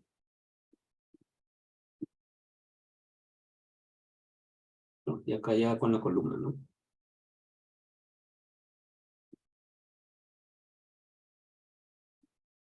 ¿No? Y acá en el link lo refuerzo siempre, ¿no? Le pongo lo cartelo para evitar que se pandee por compresión, ¿no? Entonces, el link es el elemento más débil, pero no quiere decir que porque sea débil no va a ser dúctil. Es el elemento más débil en resistencia, pero es el elemento que tiene una gran capacidad de formación inelástica. ¿Ok? Es decir, acá, así como haces columna fuerte, viga débil, acá vas a hacerle, todo el pórtico va a ser fuerte y el link va a ser el débil. El eslabón, ese elemento va a ser el débil. Debemos detallar estos links para proporcionar una gran ductilidad a los elementos. ¿Ok? Una gran ductilidad a los elementos. Por ejemplo, bueno, el link tiene dos formas de desarrollarse, ¿no? Lo que es corte y flexión, ¿no? Una fluencia por corte o por flexión, ¿no? ¿Ok? Las formas de fallar del link, ¿no? Cuando el link, por ejemplo, cuando nuestro link, dependiendo del tamaño, eso depende también del tamaño del link, ¿no? Cuando el link, por ejemplo, tiene un tamaño considerable es por flexión, y cuando es un tamaño cortito, el link falla por corte, ¿no? ¿Ok? Acá fluencia en flexión del eslabón, y acá tenemos esta es la rotación plástica del link, ¿no? La rotación plástica del link, la rotación plástica del link. Acá están el comportamiento en el link, ¿no? Vamos a ver que acá en el link se incrementa bastante la cortante, mira, tiene una gran cortante. El axial se puede reducir, ¿no? Pero el axial en los extremos sí es alto, pero acá hay una gran cortante. ¿Por qué el axial es alto? Porque, bueno, como les comenté, cuando tomas esta parte de acá, hay una componente, ¿no? Una componente si tú y esta parte de acá nosotros, por ejemplo, sobre la viga sería así, una tensión acá. Y si esto lo descompongo, acá va a quedarme una fuerza en compresión, ¿no? Una compresión para ese lado, y esa es la compresión que se origina en los elementos que están fuera del link, ¿no? Entonces acá vemos que tenemos una gran cortante en el link, una gran cortante en el link. Generalmente el mayor cortante va en el link. Y también hay un gran momento flector en el link. Entonces este link puede, dependiendo del tamaño, puede plastificar por corte o puede plastificar por flexión, ¿no? lo mejor es clasificar por corte en estos links, ¿no? Y bueno, y los demás elementos del link se diseñan también, ¿no? Pero le diseñamos para la capacidad de nuestro link, ¿no? La viga fuera del eslabón o del link y el arrastramiento deben de permanecer elásticos para cuando ocurran las fuerzas máximas posibles en el eslabón o link, a fin de mantener la estabilidad del sistema estructural durante un evento sísmico. ¿Ok? Y bueno, la zona protegida, mi única zona protegida, ¿quién va a ser? Va a ser mi eslabón, mi link. En esta zona, por ejemplo, un detalle bastante interesante, en esta zona ni siquiera puedes poner conectores de corte. Cuando nosotros colocamos losa colaborante, le colocamos acá conectores de corte, ¿no? Cuando con esos detalles, acá en esta zona, ni siquiera puedes colocarle conectores de corte. O sea, debería ir así, ¿no? El Nelson Stud o el conector de corte que tú utilices para colocar tu losa colaborante encima. ¿Ok? En esta zona no debería ir nada. No deberías colocar un conector de corte en esa zona. Nada de nada. Es más, cuando si tú quieres colocarle acá vigas que lleguen, vigas secundarias, ni se te ocurra colocar una viga secundaria al medio, ¿no? Está prohibido, ¿no? Todo al extremo. Esa zona debe estar completamente libre. ¿Ok? La zona que va a trabajar en el rango inelástico. Bueno, ya hemos visto lo que son los pórticos especiales, con concéntricos y los excéntricos. Ahora vamos a ver lo que son los BRBs, o lo que le llaman las diagonales especiales, ¿no? Es los BRBs, los que son muy interesantes si lo comparamos con los pórticos especiales concéntricos. ¿Por qué le llaman una diagonal de pandeo restringido? Porque como su nombre lo dice, están restringidos al pandeo. Su fabricación, su forma, cómo han sido creados para evitar que pandeen. ¿Ok? Y cuando el elemento no pandea, cuando le quitas ese defecto del pandeo a la diagonal, esta diagonal puede tener incluso más capacidad en compresión que en tracción. ¿Ok? Acá vemos un ensayo de un BRB, por ejemplo, ¿no? El BRB, ese es el elemento es acá. Es una plancha metálica delgadita, pero la plancha metálica está embebida dentro de un concreto. Pero entre el concreto y la plancha hay un desmoldante, ¿ok? No están unidas, de tal forma que la plancha tenga la capacidad de deslizarse dentro del concreto. Pero ¿qué sucede? Que el concreto le va a poner, le va a restringir el pandeo, no va a dejar que se deforme para que pandee. De esa manera, ¿qué sucede? Que el elemento va a incrementar su capacidad de la compresión, ¿no? Si acá vemos, por ejemplo, acá ves, esta es la tracción, esta es la compresión. Y mira la diferencia, ¿no? Antes la gráfica de eso, ¿cómo era? La gráfica era algo así, que tenía una gran capacidad en tracción, pero la capacidad en compresión era así, y acá era algo chiquito, ¿no? Una residual tenía antes, ¿no? ¿No? Y en cambio ahora no. Ahora tenemos una gran capacidad en compresión del elemento. Entonces, bueno,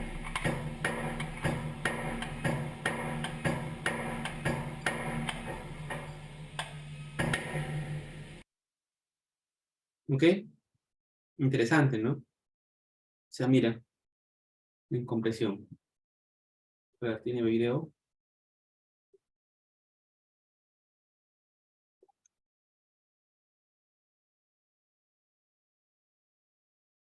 Con tiempo historia, ¿no?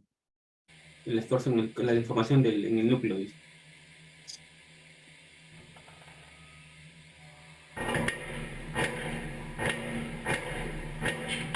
La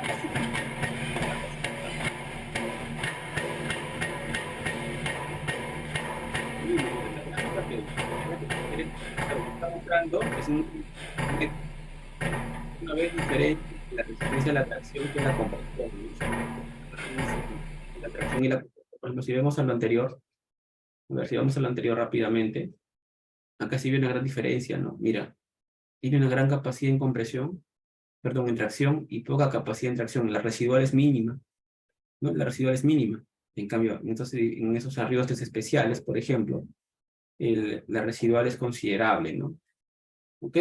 Entonces, estos arriostres, en verdad, también son considerados como disipadores histeréticos, porque pueden ser diseñados como una diagonal especial o también como un disipador histerético. ¿Ok? Tiene muchos beneficios, ¿no? Proveen rigidez lateral, torsional, proveen amortiguamiento, ¿ok? Porque si tú lo diseñas como un disipador, esto, y por la histéresis que origina, eso tranquilamente te provee amortiguamiento, ¿ok? Disminuye desplazamiento en la estructura. Al final de cuentas, este BRB es puro concreto, mira, y el núcleo del medio es delgadito. Este elemento fluye antes que la estructura principal, es cierto, fluye y al momento de fluir disipa energía. Nos provee de gran ductilidad, que es lo que queremos, ¿no? ¿Ok? ¿Y qué origina? Que los demás elementos del BRB incursionen en el rango inelástico y de esa manera y proteges a los elementos de que se dañen, ¿no? Ok, está el BRB, ¿no? El BRB, miren, esta es la plancha metálica, la cabeza del BRB para conectar con las cartelas, con las vigas o con los pórticos. Y acá está el núcleo, el interfaz, ¿no? Entre lo que es el steel core, que es el acero, y lo que es el concreto, ¿no? El elemento concreto. Por ejemplo, hay un cálculo interesante. Ustedes cuando calculan Euler, la capacidad está en función de los modos, ¿no? Los modos de pandeo. Por ejemplo, cuando ustedes incrementan la cantidad de modos de pandeo, la capacidad se aumenta, ¿no? Por ejemplo, había un caso que era así. Cuando tiene así, ¿no? Es crítico, ¿no? Pero cuando, por ejemplo, el peso, voy a colocarle como peso 1.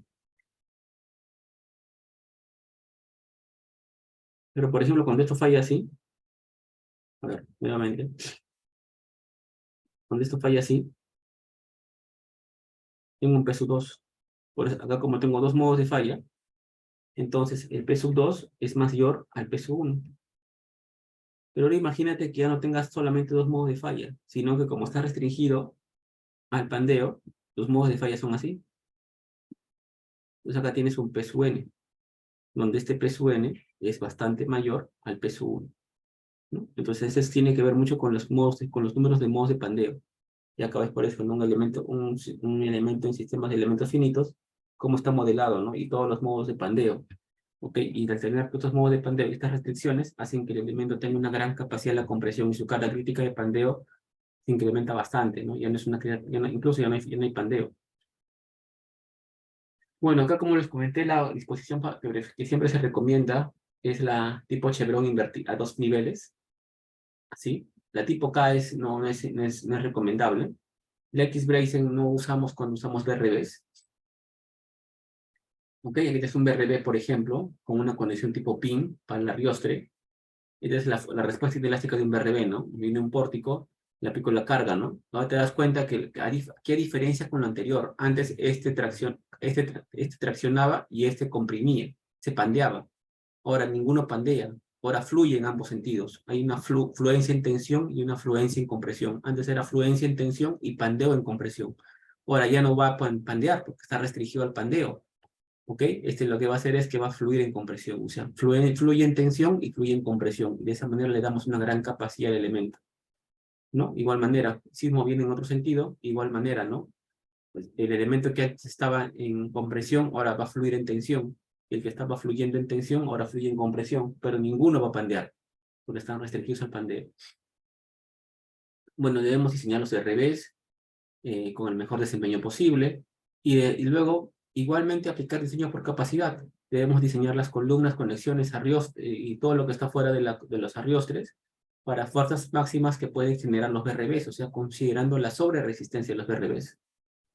¿Ok? Entonces hay dos formas de diseñarlo, ¿no? Con las provisiones sísmicas, que es con el que diseñamos siempre, ¿no? O también con la norma o también con la norma del capítulo 18 del ACI, ¿no? Del AC7, perdón, para lo que es diseño por disipadores sísmicos, ¿no? Con estructuras con amortiguamientos adicionales, ¿no? Entonces es preferible diseñarlo siempre bueno, es más sencillo diseñarlo ¿no? Es más fácil diseñarlo con la alternativa 1, que es considerando lo que son las provisiones sísmicas de la ICC 341-16, o la 22 que salió, ¿no? Hay una 22 también que es la actualizada. Eh, bueno, hay que diseñarlo considerando las derivas máximas. El diseño, bueno, hay dos formas de modelar un BRB, ¿no? Con modelo prismático, que es el más común y el que usan los fabricantes, o también con modelo tipo Lean, que es el más complejo. ¿Ok? El más complejo porque trabajamos con un montón de rigideces en serie. ¿Ok? Acá el modelo tipo Lean, por ejemplo, es el más complejo, ¿no? Depende mucho también del fabricante. También lo que está acá mostrando es que la gran ventaja de un BRB, ¿no? De un buckling, de un BRB. Por ejemplo, acá que se muestra, ¿no? Acá mostramos, por ejemplo, si unimos las dos capacidades, ¿no? Entre un BRB y la estructura pórtico principal, logramos una gran capacidad junta, ¿no? De la estructura del sistema entero, ¿no? ¿Ok? Por ejemplo, acá vemos que el BRB fluye en 0,86 y el pórtico principal fluye en 1,68, ¿no?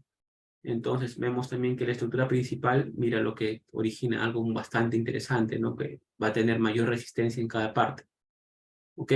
A ver, formas de conectar un BRB. Bueno, conexiones tipo PINET, tipo empernadas o soldadas, ¿no? ¿Cuál uno prefiere utilizar? Bueno, preferimos utilizar siempre la tipo PIN, la más sencilla, y también las empernadas podrían ser, ¿no? El problema de las soldadas es que, bueno, como les comenté, no es conveniente soldar en campo. Eh, las tipo pines son fáciles porque sabemos que no, va a haber, no vamos a considerar ningún momento flector en los extremos, ¿ok? Y las de acá son fáciles de montaje, ¿no? Y las tolerancias en los agujeros también. Bueno, zonas protegidas. La zona protegida en un BRB es el mismo BRB, ¿no? El BRB no puedo tocarlo. El BRB es un elemento que tengo que proteger. ¿Ok? Es un elemento a proteger. Ahora, parte de la investigación del curso es comparar el desempeño sísmico de un CBF, que es un concéntrico brace frames, con un BRB, que es un pórtico con diagonales especiales, y un EBF, ¿no? ¿Ok? Entonces, calcular el comportamiento y la capacidad de cada uno. Entonces, sabemos que el concéntrico brace frames, que es las diagonales concéntricas especiales ordinarias, el elemento inelástico, el elemento, a ver si acá lo logro dibujar, el elemento que va a fluir es la diagonal, ¿ok? Solo que este es una diagonal, fluye en tensión y pandea en compresión, ¿no? Por más que sea especial o ordinario, ¿no? Y luego tenemos el otro, que es el BRB, ¿no? Que este de acá sí fluye en tensión y fluye en compresión, pero no pandea. Y el otro es el Lean, ¿no? El Lean, que puede plastificar influencia, que puede plastificar por flexión o puede plastificar por corte, ¿no? Entonces, de estos tres, cuando hacemos un diseño por capacidad y comparamos, perdón, un pushover, por ejemplo, y comparamos, no un pushover, más que nada por un tiempo historia, el que tiene mejor desempeño sísmico siempre es el BRB. ¿Ok? Por eso le llaman las diagonales mejoradas, ¿no? Diagonales especiales o mejoradas, ¿no? El BRB es bastante, tiene un comportamiento bastante interesante. ¿Ok? Bueno, eso sería todo por la charla de hoy día para no alargarlo más. Muchas gracias por todo. Si tienen alguna consulta, por favor me la indican, o si no estaríamos cerrando acá la charla.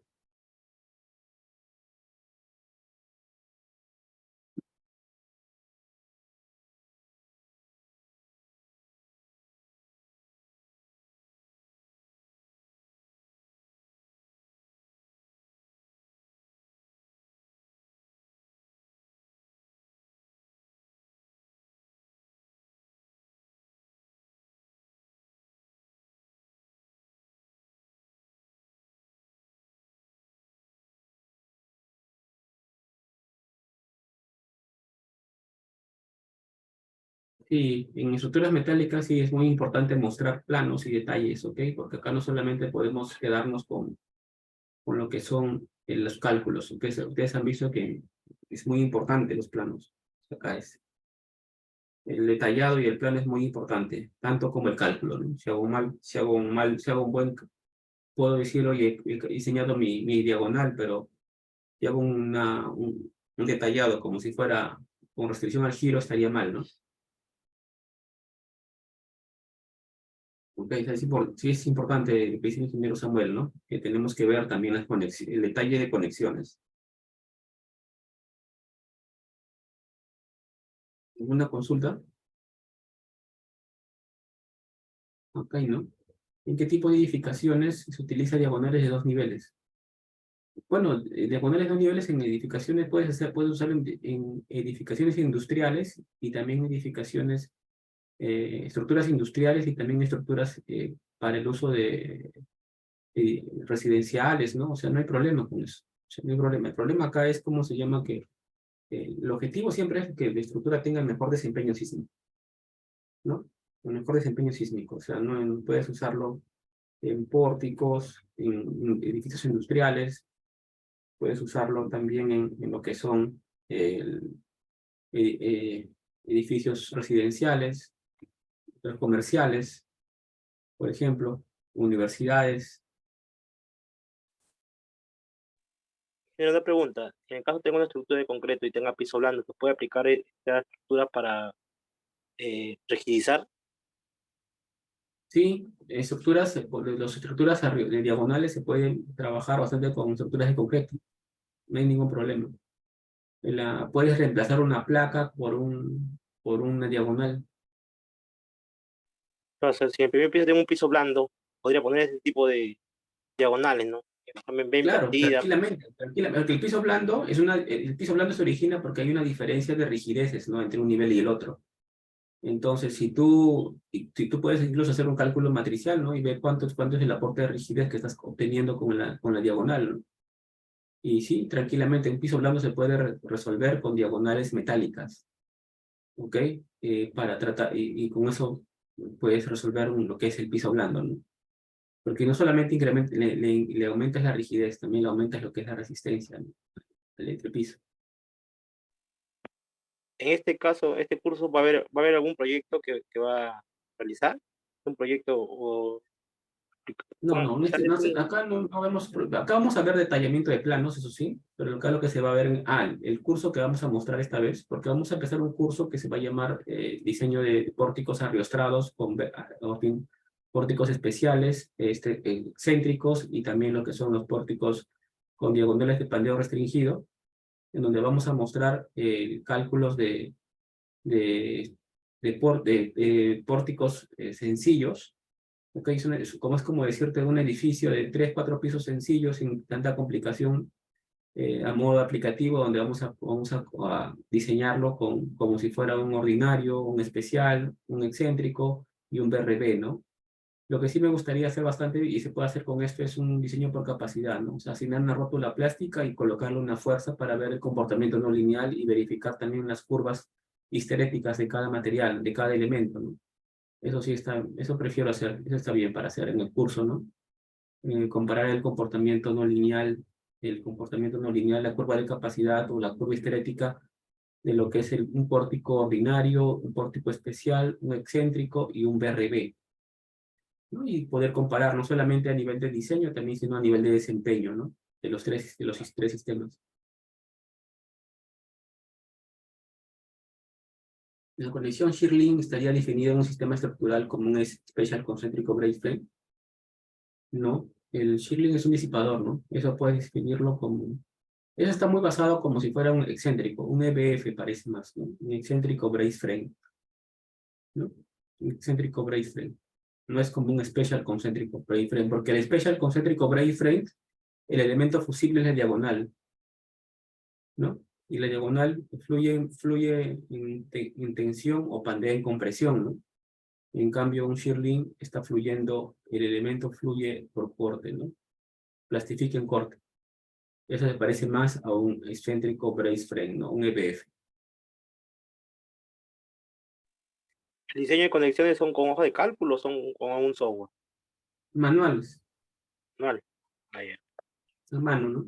El diseño de las conexiones vamos a hacerlo a mano. O sea, vamos a empezar un curso el día miércoles de la próxima semana, en donde vamos a diseñar cálculos manuales, ¿no? Todo va a ser manual, porque en software, ¿para qué, no? O sea, el software lo hace solo, ¿no? Mejor aprender a hacerlo a mano es más importante que aprender a manejar un programa.